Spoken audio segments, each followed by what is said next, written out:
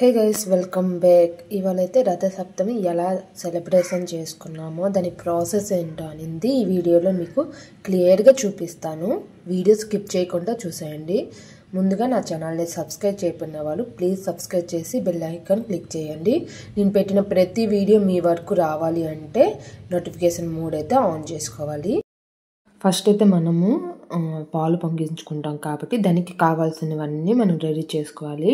ఇలా మనము క్లీన్ చేసుకొని ముగ్గు వేసుకొని బొట్టలు పెట్టేసుకోవాలి. నెక్స్ట్ పాలు తప్పెలు కూడా ఇలానే పసుపు రాసి బొట్టు పెట్టేసుకోవాలి. దీంట్లోకి మనము ఆ తప్పెలకు తగ్గట్టు మిల్క్ అయితే యాడ్ చేసుకోవాలి, ఎందుకంటే పొంగుతుంది కాబట్టి. నెక్స్ట్ మనం బియ్యంలోపు కొంచెం నెయ్యి వేసుకొని బాగా కలుపుకోవాలి. ఇది మనకి ముత్యాలతో సమానం అంట, అందుకే నెయ్యి వేసుకుంటారంట. కొంచెం బెల్లం సైడ్కి పెట్టేసుకోవాలి. నెక్స్ట్ దీనిపైన నెయ్యి వేసుకొని కొంచెం కర్పూరం వేసి మనం అగ్గి అయితే ముట్టించుకోవాలి, పాలు పెట్టేసుకోవాలి.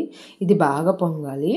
ఇది మనకి రైట్ హ్యాండ్ సైడ్ అంటే ఉత్తర దిక్కు పొంగితే చాలా మంచిదంట. మనకి అలా అని ఏమనుకోవద్దు. మనకి ఎత్తి పొంగిన దేవుడు మనకి మంచి చేస్తారని అనుకోవాలి. ఎప్పుడు నెగిటివ్ థాట్స్ అయితే ఉండకూడదు ఒక పని చేసేటప్పుడు. మనం ఇప్పుడు బియ్యం అయితే బాగా మరిగిన తర్వాత బియ్యం ఇలా వేసుకోవాలి, కింద నుంచి పైకి వేయాలి అంట. అలా వేస్తే చాలా మంచిది. మనం ఇంట్లో దిగినప్పుడు కూడా అలానే వేస్తారు, నాకు చాలా బాగా గుర్తొచ్చింది. నెక్స్ట్ అయితే మనం ఇది పాయసం అయ్యే వరకు అయితే వెయిట్ చేయాలి.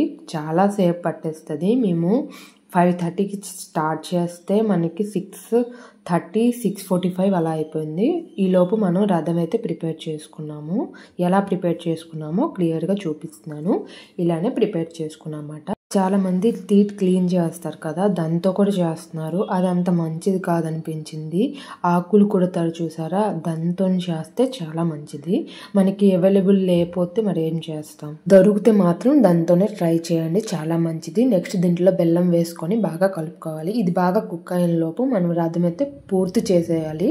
సో మనం స్పీడ్గా రథం అయితే ప్రిపేర్ చేసుకున్నాం. ఇది చిక్కుడు కాయలతో చేసుకున్నాం, చిక్కుడు పిక్కలతో కూడా చాలా మంది చేసుకుంటారు. నెక్స్ట్ బాగా అలికేసుకొని రథం ముగ్గు అయితే అమ్మ వేసింది, చాలా క్యూట్గా వేసింది. ఈ వీడియో కూడా నేను రీల్ లాగైతే పోస్ట్ చేస్తాను, ఒకసారి వెళ్ళి చెక్ చేసేసుకోండి. నెక్స్ట్ మనకి దీంట్లోకి కొంచెం కుంకుమ అలంకరించిన తర్వాత మనం ఎర్రచందనం నూరి రథంకి అయితే మనం బొట్లు పెట్టాలి, చాలా మంచిది.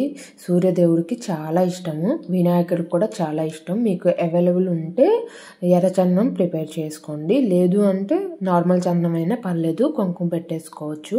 నెక్స్ట్ ఈ రథం పైన ఈ రథం అయితే పెట్టేసుకొని పువ్వులతో అలంకరించింది. చిక్కుడాకులు పెట్టి ముందుగా ప్రిపేర్ చేసుకున్న నైవేద్యం పెట్టి దీపం పెట్టి ఒక కొబ్బరికాయ కొట్టాలి. అది జెంట్స్ మాత్రమే కొట్టాలి, చాలా మంచిది. ఏదైనా కోడుకొని కొడితే 1 year లోపు నెరవేరుతుంది అని నమ్మకం. 7 చిక్కుడాకులు పెట్టి దానిపైన నైవేద్యం చేసుకోవాలి.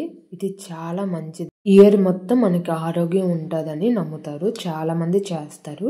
డెఫినెట్గా మీరు ఈ ఇయర్ చేయలేకపోయారు అంటే నెక్స్ట్ ఇయర్ ట్రై చేయండి. ఇలా ఆల్తి ఇచ్చిన తర్వాత ఆల్తి చూపించి పూజ అనేది ఎండ్ చేసుకోవాలి. ఆ ప్రసాదాన్ని నైవేద్యం కింద తినాలి, చాలా మంచిది. మీకు ఈ వీడియో ఎలా అనిపించిందో కింద కామెంట్ చేసేయండి. ఇలాంటి వీడియోస్ కోసం నా ఛానల్ని సబ్స్క్రైబ్ చేయడం మర్చిపోవద్దు.